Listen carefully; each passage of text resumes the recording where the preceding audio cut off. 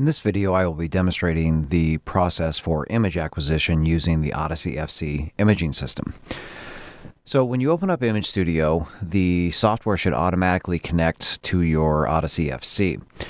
So what you need to do here first is to choose an analysis type. So if you know that you will be doing an Western analysis, an MPX Western analysis, or a DNA gel analysis, you can go ahead and set that prior to imaging. If you're not sure, or if you are going to be doing the shapes analysis, you can just go with no analysis at the beginning. You can change that at any point later on if you need to. The next button here is the image table info. And if you click on that, you can enter in information about the image before you actually do the acquisition. So if you would like to enter in a comment right here, if you want to add antibody information or sample information, you can put that in, and then that will appear in this comment field following the acquisition. If you don't put that in beforehand, you can always do that after the acquisition as well. And you can have it apply to just a single scan, or you can have it apply to all of the scans that you'll be doing during this session of Image Studio. So what that means is if you enter in information here, close out the software, open it back up, that will not be applied to the following acquisition. So you would have to enter that every time you open up Image Studio. The acquisition times can be set right up here, and this is all dependent on what type of sample that you have. So if you'll be doing an ethidium bromide gel, you turn on the 600 channel and turn off the other wavelengths. Normally for ethidium bromide gels, we do recommend just doing a simple 30-second exposure. Generally, that's all that you would need for those types of gels. If you will be doing a two-color Western blot, so if you've used the IR dye 680 and the IR dye 800 CW, you would turn on both of those wavelengths right there. You can go anywhere from 30 seconds to 10 minutes for the exposure times, and it's independent for each channel. So if you have a very strong signal, you may consider decreasing the amount of exposure time, but if you have a weaker signal, you can turn up those exposure times as well. Now what happens with this is the longer that you go with the exposure, basically what it does is it decreases the background. And for most blots, you can go anywhere from 2 to 5 minutes for those. And the default settings are just 30 seconds, 2 minutes, and 10 minutes. But if you want to do other exposure times, if you click on the options right here, you can use what's called the extended time. If it's set to standard, it's just, as I mentioned, 30 seconds, 2 minutes, and 10 minutes. But with the extended time, if you set that here, you can set it for, say, 5 minutes or at any point in between here. And that is true for all of these, for all these wavelengths. If you're doing a chemi blot, you want to turn that on right here.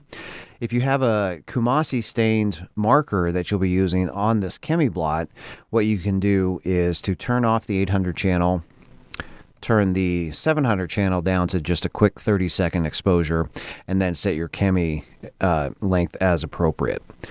And generally for chemi, you'll want to go from between 2 and 10 minutes, depending on the amount of signal that you anticipate you'll have. And but for this blot that I'm going to be imaging, I'm just going to be doing a quick 30-second exposure on both the 700 and 800 channels. So to start the exposure, I'm going to go ahead and click on the Acquire Image button right here. Now this is a cumulative, so basically what happens is that it'll do a 30-second exposure on the 700 channel, and then it will switch to the 800 channel and do a 30-second exposure for that as well. We do get a preview that comes up during the acquisition, so if you see that something is really off on this, if you had it in the wrong orientation or something like that, you can go ahead and cancel. Now cancel will just stop and delete the file, so nothing will be saved if you click on the cancel. So if you anticipate that you will want to keep the image, you do want to make sure that you let it go all the way through to completion.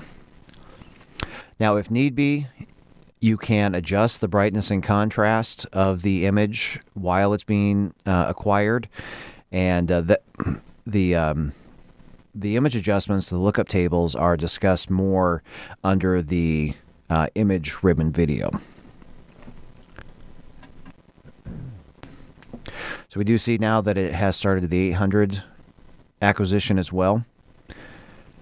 And if you hover over here, you can see some information about the imager, and then down here at the bottom, it does tell you how much time is left during the acquisition.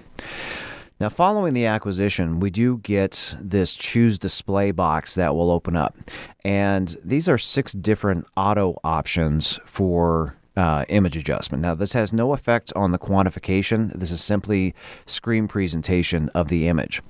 And so if I click on one of these, I'm just going to choose this lower left one here. And then once I click on that, it takes me into the Adjust Display. And this is a little more fine-tuning of the image. So if I want to adjust the overall signal, which is essentially the brightness of the image, I can make this brighter as I go along here. I can make it dimmer as well. I can adjust the background. And so this is setting the background threshold for what is being displayed. And then you can also adjust the midtones. And the midtones is what we call the K value. And the K value is similar to gamma correction, except for a K value of 1 will be logarithmic and a K value of 0 will be linear. And so I can make some adjustments to that here as well. And then once I'm done with the adjustments, I click Done. And then it will bring up the 800 channel as well. And I go through the same process. You click on one of the images and you can adjust, you can make it brighter from this point.